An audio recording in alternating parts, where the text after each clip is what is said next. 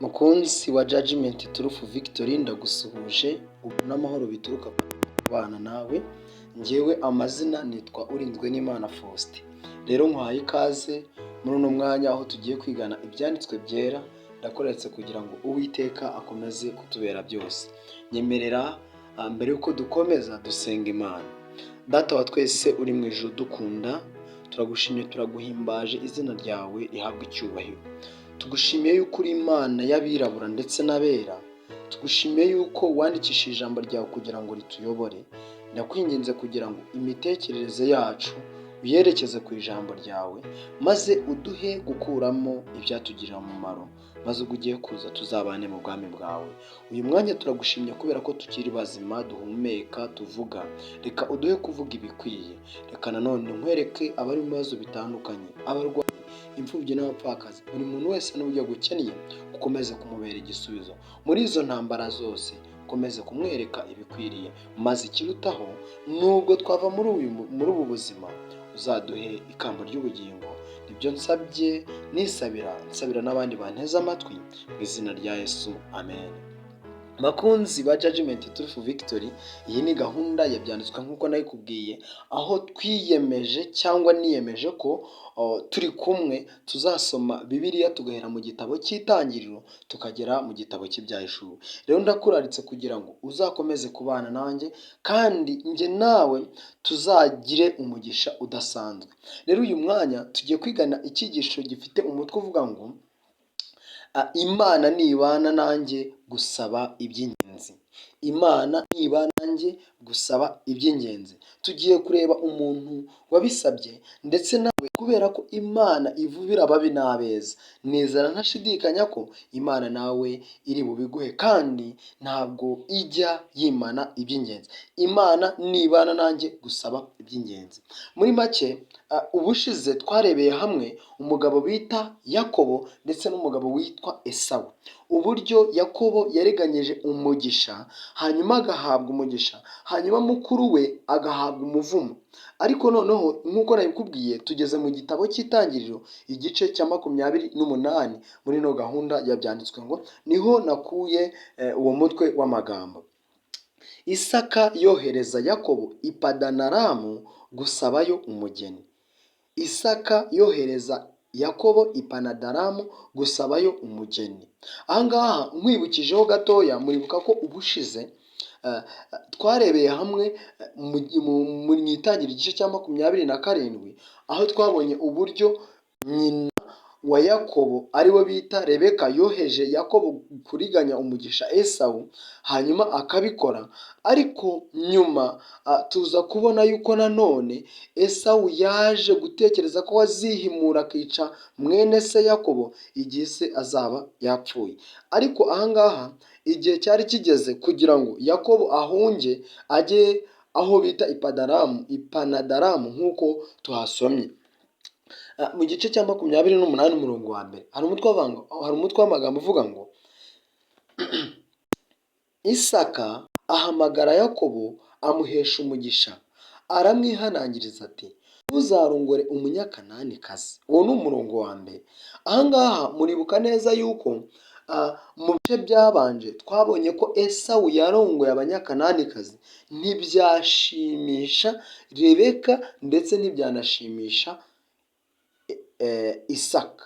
Umurongo wa kabiri, haguruka ujye i Padanaramu kwa Betuweli sogokuru, usabeyo umugeni mu bakobwa ba Labani nyokorome, kandi Imana ishobora byose iguha umugisha, ikororotse, ikugwize, ube iteraniro ry'amahanga, kandi wowe n'urubyaro rwawe narwo ibahe umugisha yahaye Aburahamu, kugira ngo uragwe igihugu cy'abasuhuke bwawe, icyo Imana yahaye Aburahamu.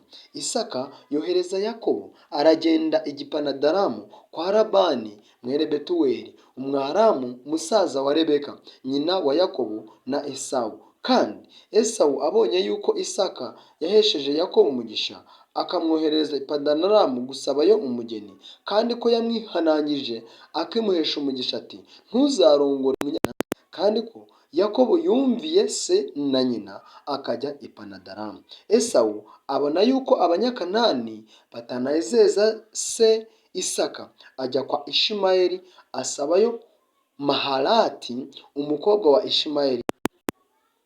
Aburahamu mushiki wa Nebayoti amuharika ba bagore afite. Imana ibonekera Yakobo mu nzozi. Yakobo ava i Berisheba agenda yerekeje i Harani, agera ahantu araharara buracya, kuko izuba ryari rirenze. Yenda ibuye mu mabuye yaho araryisegura, aryamaho arasinzira, ararota, abona urwego rushinze hasi rukageza umutwe mu ijuru, abamarayika b'Imana barumanukiraho baruzamukiraho bakarumanukiraho, kandi Uwiteka yari ahagaze hejuru yarwo. Aramubwira ati, ndi Uwiteka Imana ya sogokuru Aburahamu, Imana ya Isaka. Iki gihugu uryamyemo nzakiguha ubwawe n'urubyaro rwawe. Urubyaro rwawe ruzahwana n'umukungugu wo hasi, uzakwira iburengerazuba n'iburasirazuba n'ihasikazi, kandi muri wowe no mu rubyaro rwawe nimwo imiryango yose yo mu isi izaherwa umugisha. Dore ndi kumwe namwe, nzakurindira aho uzajya hose, kandi nzakugarura muri iki gihugu, kuko ntazagusiga ntarakora ibyo nkubwiye. Yakobo arakanguka aravuga ati, ni ukuri Uwiteka Imana ari aha hantu nanjye nari ntabizi. Aratinya aravuga ati, erega ahantu hateye ubwoba, aha hantu nta kindi ni inzu y'Imana, aho niho rembo ry'ijuru. Yakobo azinduka kare kare, yenda ibuye yiseguye, ararishinga ngo ribe inkingi, arisukaho amavuta yerayo. Aho hantu ahita Beteli, ariko mbere uwo mudugudu witwaga Luzi. Yakobo ahiga umuhigo ati, Imana nibana nanjye, ikandindira muri uru rugendo ngenda, ikajya impa ibyo kurya n'ibyo kwambara, nkazagaruka kwa data amahoro, Uwiteka azaba Imana yanjye. N'iri buye nshinze nk'inkingi izaba inzu y'Imana, kandi ku byo uzajya umpa byose sinzabura kuguha 10%. Muvandimwe, maze gusoma amagambo menshi, igice cya 28 kiri mu Itangiriro igice cya 28, maze kuhasoma tumaze kumva neza, cyangwa tumaze gusomerwa. Niba nawe ufite Bibiliya ushobora kongera kugenda ukisomera icyo gice cyose cya 28, gifite imirongo igera muri 22. Iki gice nk'uko mwabyumvishije nagisomye, kirimo amateka y'uburyo Yakobo yoherejwe na nyina ndetse na Isaka kugenda akajya i Padanaramu gusabayo umugeni kwa Betuweli, ari we bitaga nyirarume, kwa Betuweli wabyaraga nyirarume, nk'uko twabibonye mu Itangiriro mu bisekuru bya Aburahamu, bya Adamu. Twabonye uburyo ibiriya bisekuru byagiye bibaho, ndetse tunabona uburyo iby'agakiza byagiye cyane cyangwa urubyaro, uyu mugisha tuzagenda tubona, iby'agakiza byagiye bigenda byita ku bantu bahabwaga uwo murage. N'ubundi ni igihe yanditse. Rero uyu Yakobo amaze kugenda, twabonye ko yari ari mu rugendo, bumaze kwira agera ahantu, arangije hari amabuye, afata ibuye rimwe araryisegura, aravuga ati, arasinzira. Amaze gusinzira, ariko muri iryo joro abona ibintu bidasanzwe, ngo abona urwego rwari rushinze hasi, ruva hasi rukagenda rukagera mu ijuru, ngo abona abamarayika b'Imana barumanukiraho, ngo abandi barumanukiraho, abandi baruzamukiraho, ngo ariko ku musozo hejuru y'urwo rwego ngo agiye kubona, ngo abona Uwiteka Imana arahicaye. Abona Uwiteka Imana nihari, maze aramubwira ati, ndi Imana ya Aburahamu, ndi Imana ya Yakobo, ndi Imana ya Isaka. Maze arangije, Isaka nk'uko yari yabwiye umuhungu we ngo agende, ariko nk'uko twabonye ngo yari ageze mu nzira nk'uko tubibonye, yaraharyamye. Ariko amaze kuharyama, Yakobo ngo arakanguka aravuga ati ni ukuri Uwiteka ari aha hantu nanjye nari ntabizi. Reka mbabwire bavandimwe, mu ngendo zose tugenda, aho tunyura hose, nubwo hari abagenda bavuga Imana ukundi, ariko Imana iba iri kumwe natwe. Imana iba igendana natwe ahantu hose. Uwiteka aba ari kumwe natwe. Maze Yakobo aratinya aravuga ati erega aha hantu hateye ubwoba. Aha hantu nta kindi ni inzu y'Imana, niho rembo ry'ijuru. Muvandimwe, ahantu tuzagenda tuhareba, ahantu hitwaga Luzi ariko hagahita hindurirwa izina hitwa Beteli. Tuzagenda tureba amateka yaho, Imana uko izagenda idushoboza.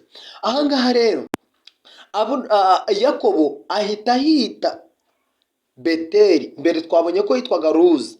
Rero ngo Yakobo azinduka kare, yenda ibuye yiseguye, ararishinga ngo ribe inkingi, arisuka amavuta ya elayo. Aho hantu ahita Beteli, ariko mbere uwo mudugudu witwaga Luzi.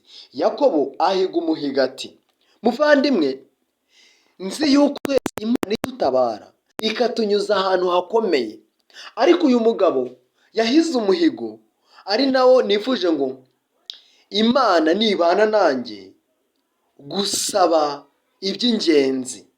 Imana nibana nanjye gusaba iby'ingenzi, nk'uko nanjye maze kubikubwira ngo Imana ibana natwe buri munsi. Ndimo ndagira ngo nawe muri uno mwanya usabe iby'ingenzi kandi bifite akamaro uyu munsi, si ubu buzima gusa ahubwo n'ubuzima bw'ahazaza.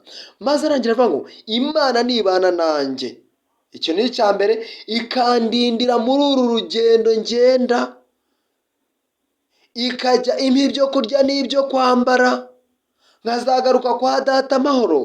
Uwiteka azaba Imana yanjye.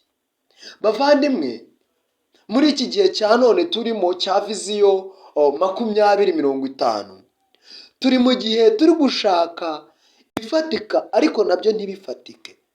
Turi mu gihe dukeneye Imana kugira ngo tubashe gusaba iby'ingenzi kurenza ibindi.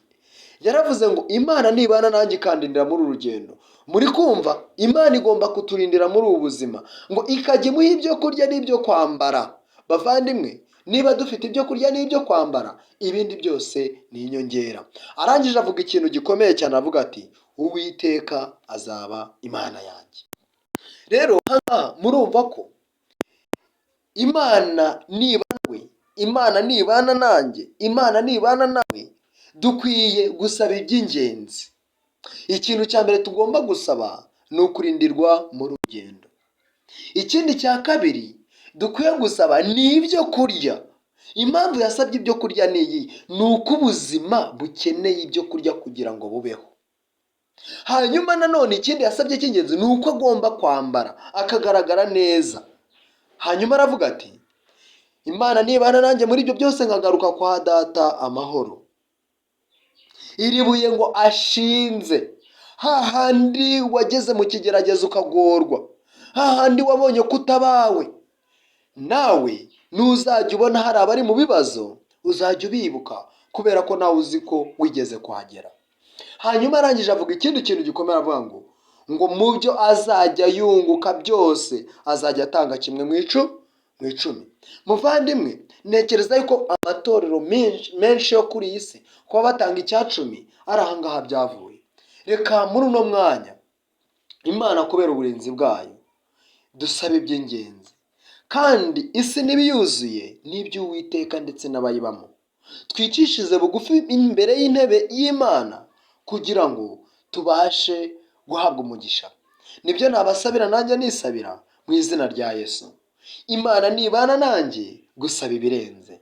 Reka nawe Imana uko ibana nawe usabe iby'ingenzi, usabe ibirenze, kandi umuhigo uhize uzawusohoze mu izina rya Yesu. Dusenge. Mana yacu, Data wa twese uri mu ijuru, turagushimye turaguhimbaje ko wabanye natwe. Ni ukuri ururimi rwacu warurinze kugobwa, byashoboka ko tutashobora kuvuga, nyamara ijambo ryawe ni iryera. Turifuza kugira ngo iri jambo ritunyuzemo ribashe kutweza, kandi ukomeze kubana natwe, ukomeze kubana natwe muri uru rugendo. Uduha ibyo kurya n'ibyo kwambara, kandi ukomeze kuturinda kugira ngo tuzagaruke iwawe amahoro, maze nidukomeza kuba abana bawe by'ukuri, icyubahiro kibi cyawe. Nk'uko twabikubwiye dutangira, hari abarwayi n'imfubyi n'abapfakazi, hari abababaye kubera ibibazo by'iyi si, kubera Satani yazanye icyaha. Ndabakweretse kugira ngo ukomeze kubana nabo, ubuntu bwawe bukomeze kutubera byose. Nibyo nsabye nizeye mu izina rya Yesu, amen.